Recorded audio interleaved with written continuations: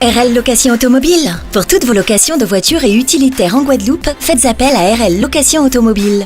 Avec RL Location Automobile, réservez en toute tranquillité 7 jours sur 7, 24 heures sur 24. RL Location vous propose une large gamme de voitures et d'utilitaires au meilleur prix sur le site internet www.rl-location.com.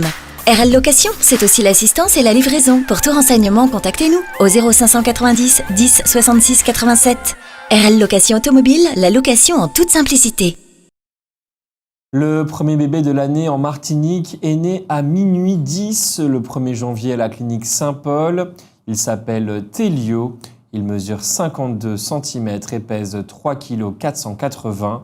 Un accouchement facile selon la maman. Ravie d'avoir un petit garçon, elle qui a déjà 2 filles. Louis-Pierre Charles est décédé à l'âge de 88 ans. Il fut maire de Saint-Pierre de 1988 à 2001, année où il fut battu aux élections par Raphaël Martine. Louis-Pierre Charles fut également conseiller général du canton Saint-Pierre, Font-Saint-Denis, de 1988 à 1994.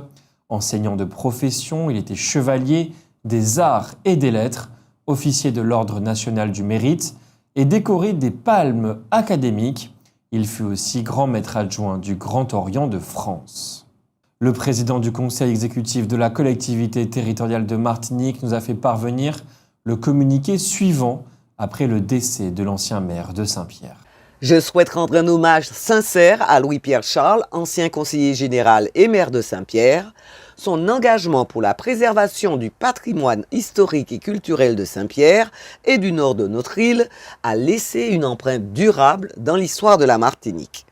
Sa passion pour notre culture et son engagement envers le bien-être de nos concitoyens resteront un exemple pour nous tous. Nous nous souviendrons de lui pour son leadership éclairé, son amour profond pour notre patrimoine et son dévouement sans faille à la cause de notre pays. Nos pensées vont à sa famille et à ses proches en ces moments difficiles. Que son esprit et son héritage continuent d'inspirer les générations futures de la Martinique. Repose en paix, Louis-Pierre Charles, et merci pour tout ce que tu as accompli. Fin de citation, et c'est donc signé Serge Letchimy. Récemment, s'est tenu au Millénium du Morne Rouge le séminaire de lancement du contrat local de santé intercommunal. C'est un dispositif mis en place par l'Agence régionale de santé en partenariat avec les élus pour tenter de doter le nord de la Martinique d'un système de soins plus performant. Le nord de la Martinique souffre en effet d'un énorme handicap dans ce domaine, notamment au niveau des spécialistes.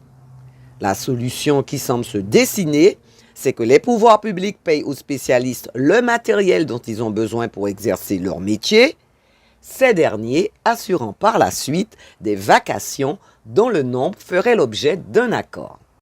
Martinique Transport a pris acte, semble-t-il, des défaillances des opérateurs de transport œuvrant dans le centre et le nord de la Martinique. Elle a donc fait l'acquisition pour 13 millions de 21 nouveaux bus.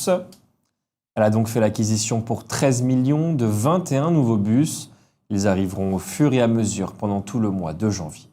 Pour fêter la date d'anniversaire de leur indépendance, les Haïtiens de Martinique ont offert gratuitement une soupe au Giromont hier dimanche dans les locaux de Tambou-Bocanal. Cette soupe symbolise leur liberté. Avant leur libération, seuls les maîtres avaient le droit d'en manger. Bien entendu, tous les Haïtiens qui se trouvent en Martinique se désolent de la situation dans laquelle se trouve leur pays. Un pays qui, depuis son indépendance, n'a jamais vécu que dans la violence. Le Golden Lion est arrivé en France. Samedi, cette équipe de Saint-Joseph va être opposée au Football Club de Lille, une des meilleures équipes françaises dans le cadre de la Coupe de France de football. Depuis 2002, la Martinique est de tous les départements de France celui qui compte le plus de personnes âgées. D'ici 2030, 15% de la population aura plus de 75 ans. Les habitants de Font-Mulâtre, aux Trois-Îlets, sont inquiets. Leurs maisons sont menacées par un éboulement.